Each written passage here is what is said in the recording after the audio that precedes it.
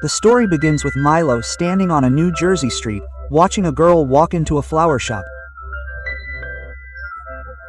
He's deeply observing everything around him, calculating every detail in his mind and on his fingers. He sees a street artist sitting in front of him. The light has just turned green. A passenger bus is approaching, and a boy is speeding toward him on his bicycle. There are some potholes on the road, and Milo crosses the road. He places his point-ball pen on a mailbox and walks away. Just then, a taxi passes by. Its tire falls into a pothole, splashing water onto the pen. The pen falls to the ground. The artist, who is sitting nearby, goes to pick it up.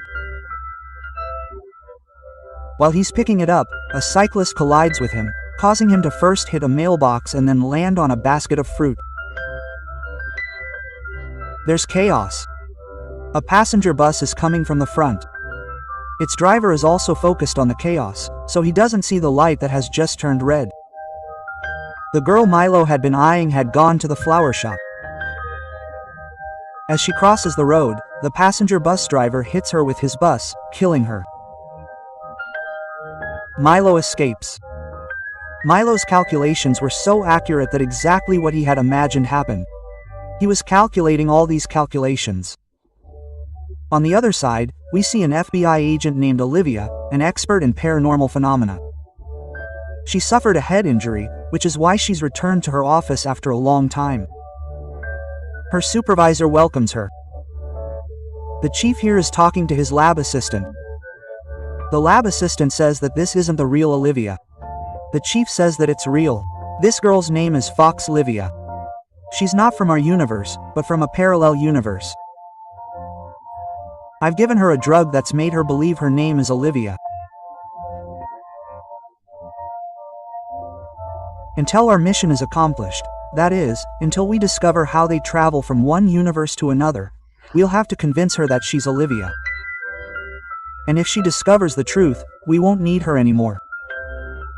However, Olivia repeatedly has visions of her boyfriend, Peter, who isn't from this universe, but from the parallel universe from which she came to ours.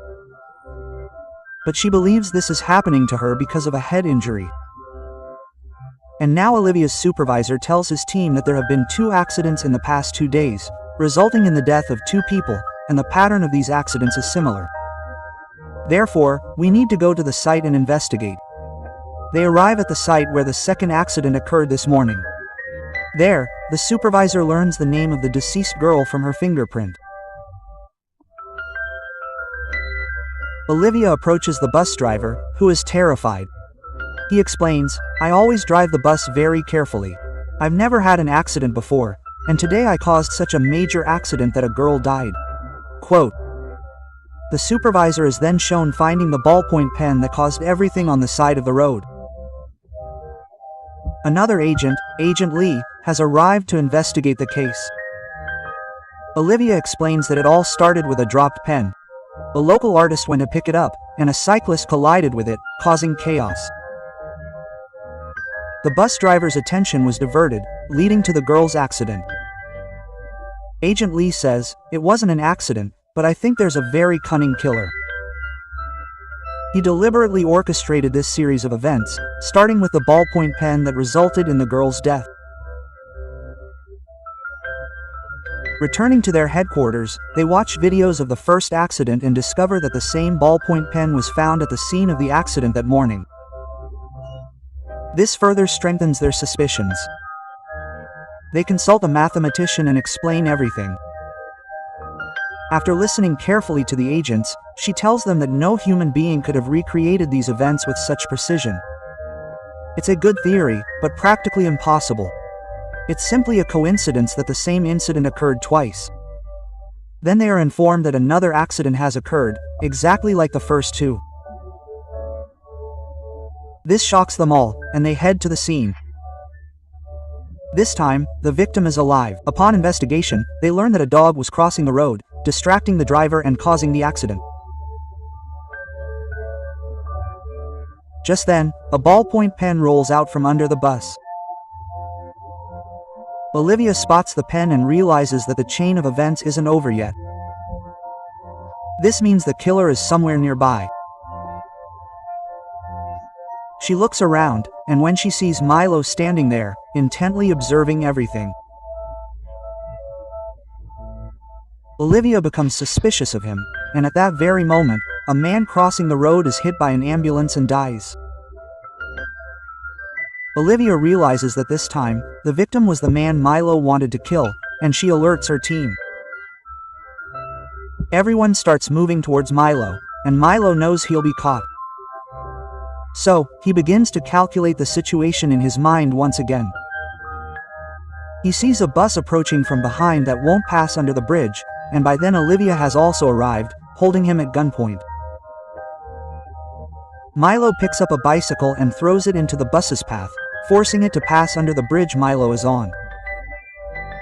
Milo, knowing this, having already calculated, jumps off the bridge. Just then, the bus he threw the bicycle at passes under the bridge, where he sits on it, gracefully eluding everyone. He then goes home, where his sister is waiting for him. She is very worried about Milo. She tells him that there have been so many calls from the hospital that he should surrender himself. Milo says that's not possible. I've come too far now. And before his sister can say anything, Milo speaks up. Due to this, his sister falls completely silent and shows Milo a small toy horse. This completely breaks Milo's concentration. He becomes uneasy and says that this doesn't make any sense anymore. Meanwhile, at the hospital, we see Agent Lee, who is going for his regular checkup. He suffered burns on his face some time ago. Before leaving, he tells Olivia that she needs to find out what the 3 people who died in the accident have in common. After this, Olivia returns to headquarters and investigates their details. Upon examining these details, she discovers that all 3 victims had some connection to a medical center. She goes to that medical center with her supervisor. There, she sees some patients, all of whom have the same ballpoint pen that she always found at the scene. Seeing this, she understands that they will definitely find some clues. After this, they meet the hospital's chief doctor.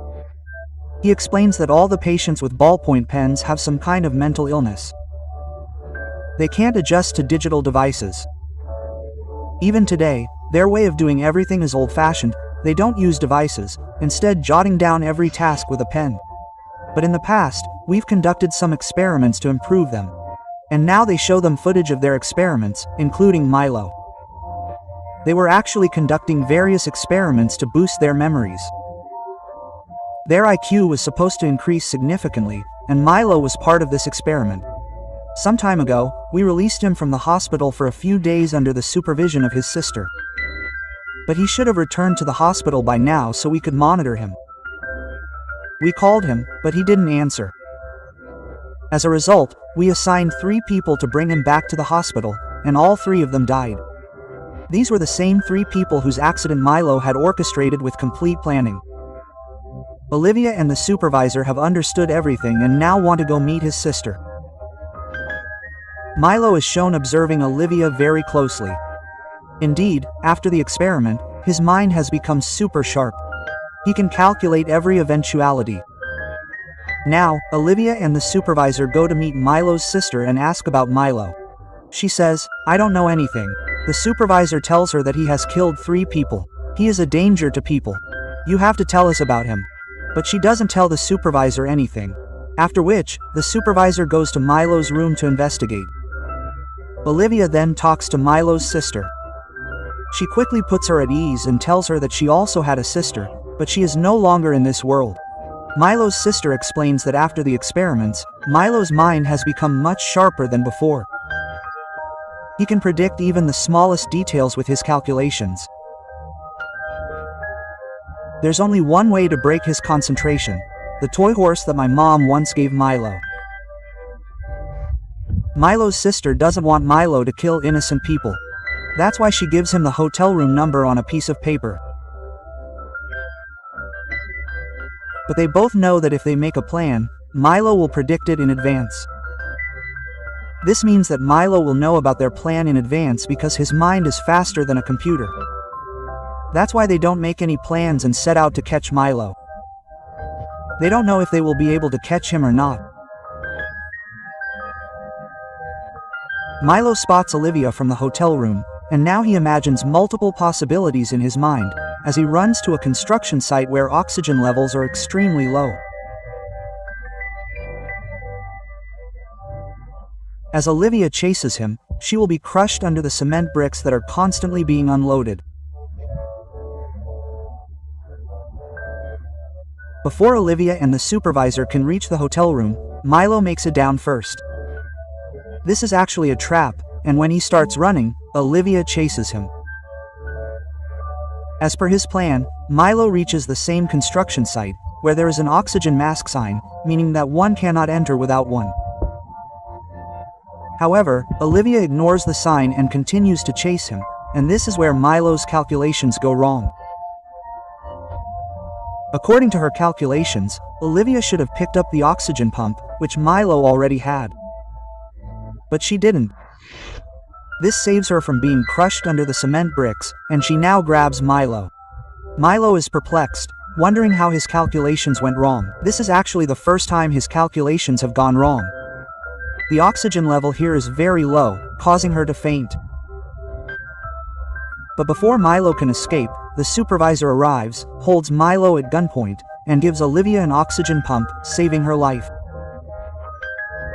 After a while, when Olivia regains consciousness, her supervisor approaches her and asks, "Why didn't you stop when you saw the oxygen sign?" She replies, "I didn't recognize the sign." The reason for this is that Olivia isn't from this universe, but from another, which she herself doesn't know because the FBI chief's medication has caused her to forget her past memories. We then see Milo in the hospital. His mind has become highly advanced. He's interacting with a supercomputer. Olivia brings Milo's sister in and explains, "I discussed this with the doctor. He told me that the IQ boosting experiments conducted on Milo's brain had a lasting impact on him. He didn't return to the hospital on time. Because of this, it's now impossible to reverse it. This means that his mind can no longer be restored to its previous state. His mind has become extremely sharp. He can see future events. Furthermore, his mind is so sharp and advanced that he can't communicate with normal people. He can only interact with a supercomputer, which can understand his thoughts." Quote, Milo's sister is deeply saddened by this. She then goes to Milo's room and places the same horse toy that his mother once gave him, which used to break his thoughts and concentration. But this time, Milo was not affected by the sight of the horse. Olivia returns home and once again experiences visions of her boyfriend, Peter, who is not in this universe but in a parallel universe. Olivia doesn't believe him and argues with him. In fact, she is convinced that she belongs to this universe.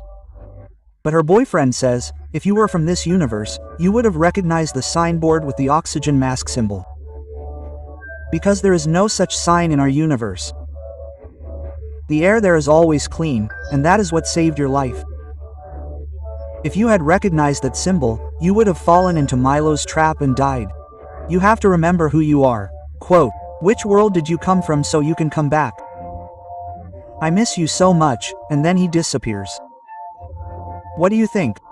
Will Olivia ever remember that she's from another universe? Will she be able to return to her own world? Please leave a comment below. We hope you enjoyed this story.